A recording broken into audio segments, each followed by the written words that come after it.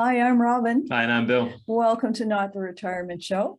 Today we are starting 3 very small but intensive videos on different aspects of things to do with starting a business in retirement. The reason we're doing this is you asked and we answer. We've had a lot of traffic on social media regarding a video that we did with one of our colleagues by the name of Ian Price on different aspects of financing retirement business, but your questions just made us stop and think. You know, there's an awful lot that goes into how you decide what sort of business and then how do you set it up.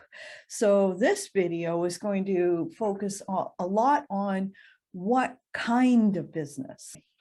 Yeah, I think obviously the first thing is, what type of business would you be thinking about? Because the issues associated with a new business in your retirement years can be quite different from what you would do, when you're much younger. I mean, the principal one is that, when you're much younger, if you start a business and it doesn't work out, then at least in theory, you've got the ability to go back into the workplace to sort of catch up if you wish, financially.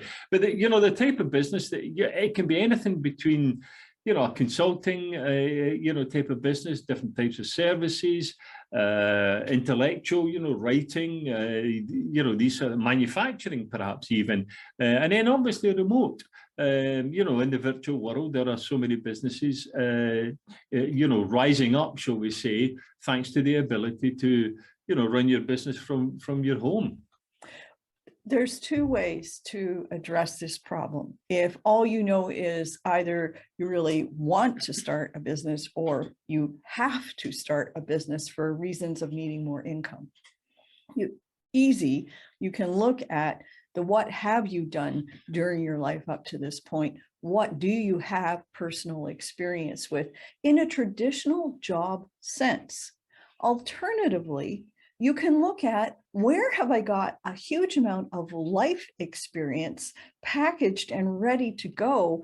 And if I just took some small certification course, I could start a business. I'm going to give you a perfect example. Raise your hand if you have 3 daughters in your household and over the course of your life, you've planned at least 3 weddings. If you've been married more than once yourself, you might still be raising your hand. You have enough basic knowledge of what goes into planning a wedding. You could become a wedding planner, either part-time or full-time.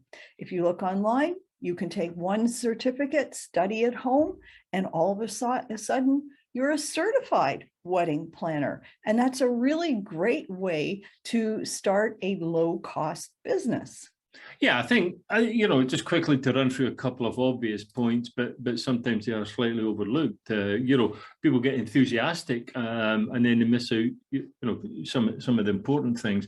Do you need premises? I mean, if you're going to work from home, then probably that's taken care of. But do you need premises outside of the house? Whether that's, renting some space, whether that's physical plant or an outside office, or maybe even things like a garage. So where are you going to run this business from? What equipment will you need? Now, hopefully that could be anything between tools, hand tools and stuff like that, or heavy equipment, big bulldozers or things like that. And then obviously things like an office desk and computers and telephones and, whatever sort of thing. I think another one, particularly in the retirement years that one has to take into consideration is whether or not you're going to have to travel. Now, there are 2 aspects of travel. One is to travel to your place of new employment.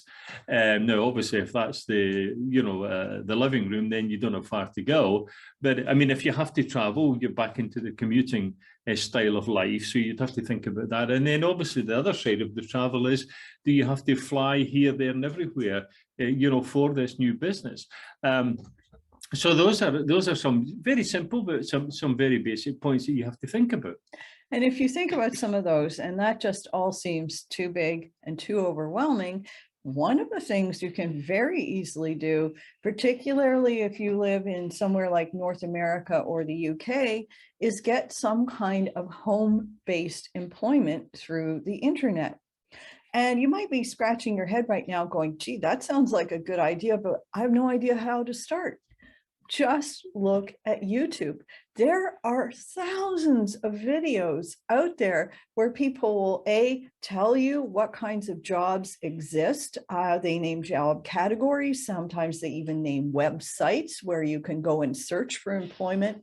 Those sites will have videos to teach you how do you use the site, how do you apply for a job. When you get one of these jobs, if there is any pre-training that's needed, that will be provided online as well. And it's all at practically no or very, very low cost. I think also one of the big things to give some serious consideration to is health.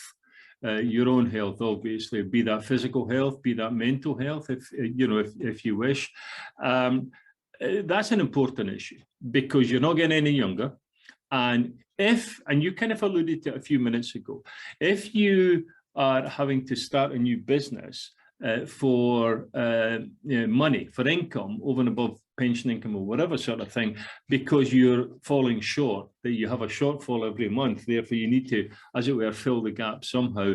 And, one idea would be, perhaps to start a new business. You've got to ask yourself the question, am I doing this because I need the money? Or am I doing this because I just enjoy it and, I'm just going to get on with it? Because if you have to do it to cover the shortfall, then you have to ask the question, well, how long will I have to do this? And especially if the business that you're thinking about is physical. Things like gardening or stuff like that, which would be physical. You might, this early age of retirement, you might be fine, but if you are obliged to continue getting more income or the shortfall income, then as you get older, are you going to be able physically to do it? And then, of course, I say the mental health side of it. Do you want to go back into the workplace? Do you want to start thinking all about maybe even hiring staff or, as we say, finding premises and so on and so forth? Now, we all recognize the nice idea, though, gee, it's great to be my own boss. Yeah, it's a nice idea, but you got to think about that because your mental health, you're just, why am I doing this sort of thing? Why am I, getting up every morning? I did this for 40 years or whatever it was. Here I am back again, not so much through choice, but through a need to find out extra money, because that's a big issue that you're going to have to face as time moves along. I think my final piece of advice here would be a very simple one. To thy own self be true, as they say. You are the best judge of what is the right kind of work environment for you as you go forward in time. What do I mean by that? Some people will be delighted to sit on the sofa and do nothing at 58. Other people are going to be wanting to run a whole company and travel around the world at the age of 79 and beyond. We are all a little bit different in how we're wired and what sort of ambitions that we have in life. The secret is to find the right mix of activity from a mental perspective, from a physical perspective, and from a financial perspective. So at the end of the day, when you finally sit down, you're happy. Exactly.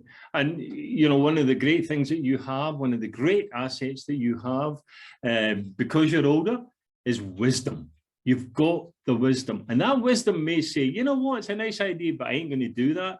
Or you just have the wisdom to get it set up and get started, and the wisdom to keep it going, because the wisdom will introduce and bring in all those factors about health and financial issues and commuting and whatever sort of thing. So rely on your own wisdom. Well, if you're still listening, we must have said something wise or helpful. So please subscribe to our channel and we'll chat with you again soon. Take care, everyone.